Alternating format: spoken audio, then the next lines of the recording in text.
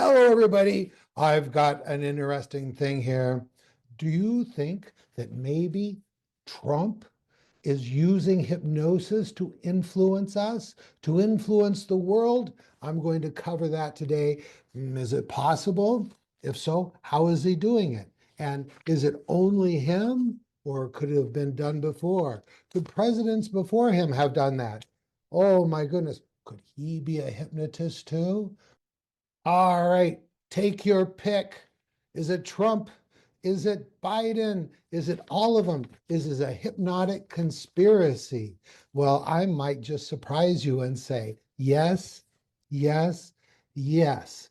Let me tell you how they're using hypnosis to influence you and me and the whole world. Something really important. I want to hear what you think. Let me know what you think. Do you believe the words I'm saying? Do you think they're doing it on purpose? Or is it just a side effect of how everything has just shaped up with the media? Hmm. Okay, I'm going to go over four, maybe five important points as to how this is doing it to you. All right, number one, like I said, hypnosis is a continuum. The deeper you are in hypnosis, the less the suggestion has to be given to you over and over again. No, let me say one thing. Hypnosis is a heightened state of suggestibility. So let's say over here we're very, very low suggestible. We're around people that we ignore them. We know that they know nothing about what they're talking about. We're not very suggestible to them. Then over here is like just our normal level of suggestibility, and it fluctuates depending on who we're talking to and that kind of thing. And then over here is the trance state of being in a heightened state of suggestibility. Now, I purposefully use the word trance state. Hypnosis is not trance, but hypnosis always has a degree, a component of trance to it. So, what they do is they set up specific kinds of situations, okay, where you become more suggestible. In fact, even in the normal levels of suggestibility, they can make quite an impression using hypnotic techniques. But the more and more you become suggestible, the more powerful the suggestions become. So let's go right over here. Number one, talking points. Every hypnotist worth their salt knows that when you repeat suggestions over and over and over again, they become more and more powerful. So you'll see that whenever let's just take, for example, in America, we've got those that are more right and those that are more left, and we have news channels that are more right and those who are more left. And what they do is they get together and all the people of that party and they say, okay, we're going to drive home these 2, 3, or 4 points over and over again. I've seen great montages where they'll have speakers from a particular side saying the same, almost exact same words over and over again. They might say, what they're doing is treasonous. And the next person on that side, you go, yes, this is definitely treason. Then someone else goes, gosh, could this be treason? And they'll get that over and over again, get it stuck in your head. Is this treason? Or they'll say it's unpatriotic. It's unpatriotic. And you'll watch up to like 30 different pundits say that's unpatriotic, including the actual person in office, be that Biden or be that President Trump, whichever president you want to select, or senator. These are well-known hypnotic techniques, repetition. They don't just talk about all these just kind of almost random ideas. They really work to pound forward one, two, maybe three or four, but mostly one or two major points over and over and over again. Why? To affect what you think, how you feel, and how you behave. Now, in their case, there's two behaviors they want. They want you to contribute to their campaign, and they want you to vote. Now, if they're already in office, they're trying to get you to what? Think that they're right, back them up, influence senators, and so on, so that they can get bills passed. So they just keep pounding it in over and over and over again. If you're a person that's following a particular senator, congressman, governor, president, vice president, you're going to find out that they have a message.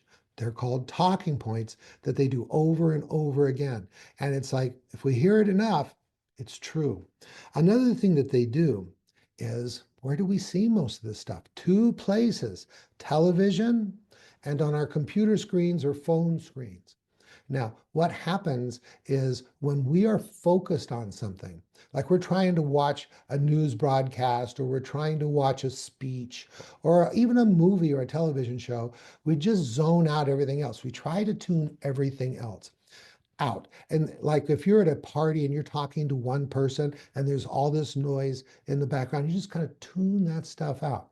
Now, hypnosis is a heightened state of suggestibility that involves trance. The word hypnosis, after it was coined, there was a movement in psychology and psychiatry to try to change the name to monoideism, which means focusing on one thing to the exclusion of everything else, which is a trance-like state.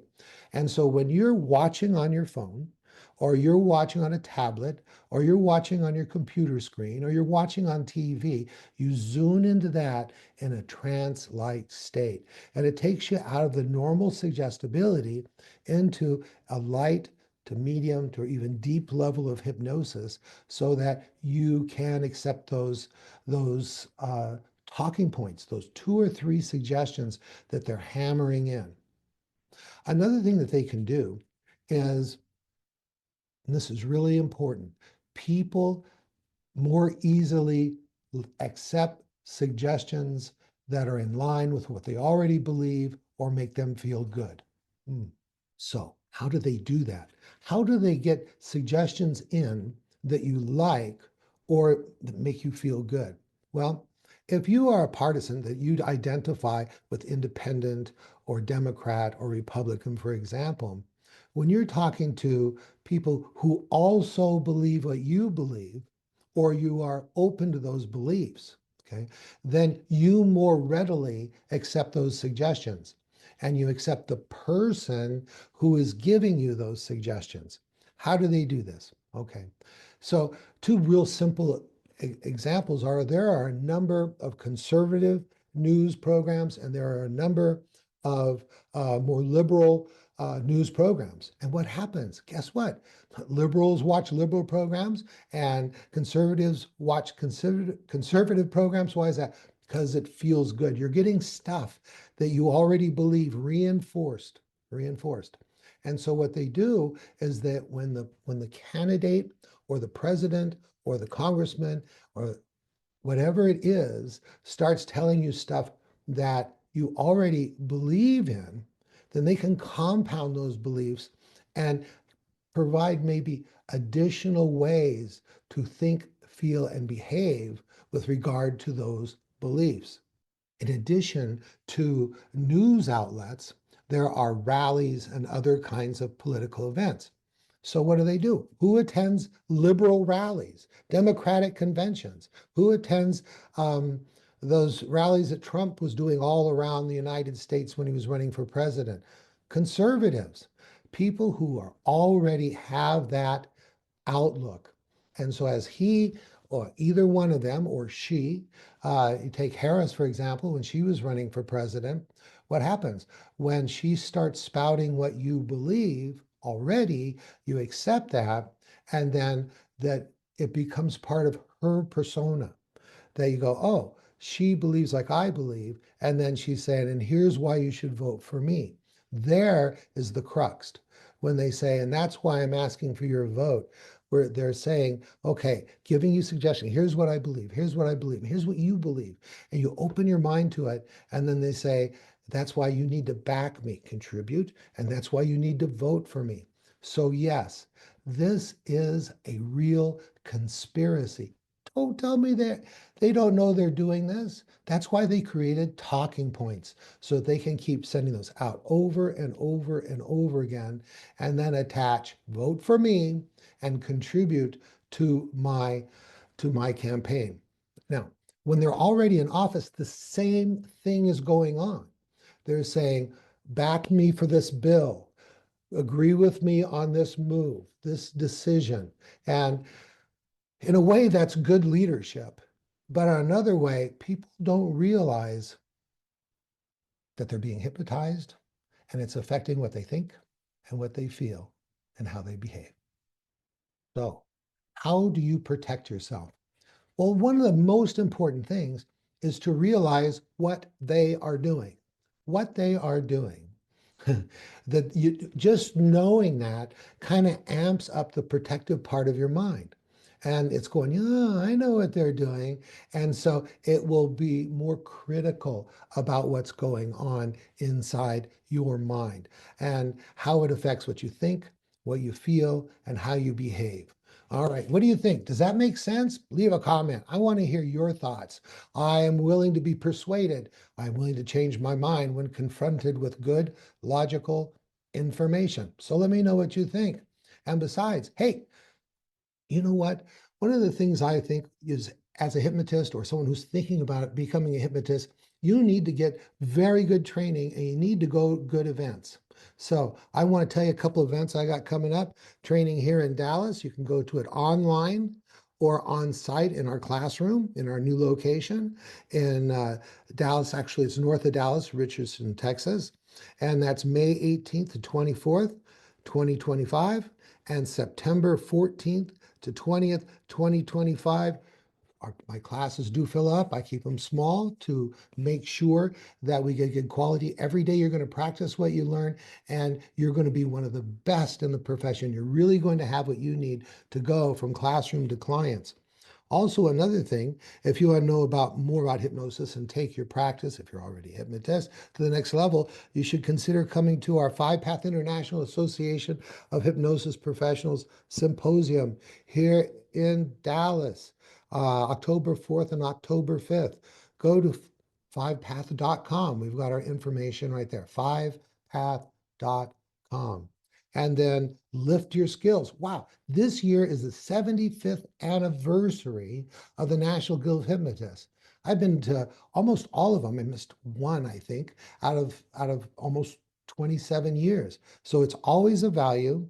It's going to be their educational conference and exposition, August 8th through 10th, 2025. Be there. I'm going to be doing 3 talks and workshops. 5-Path, an introduction to 5-Path, which is an advanced form of hypnosis and hypnotherapy. The time tunneling technique, you get to experience a personal transformation in class in the privacy of your own mind. Oh, warning, it will be amazing. I've done it before. And then one on the secret language of feelings. You cannot be a great hypnotist unless you thoroughly understand how emotions drive behavior. All right, that's it. Banyan signing off.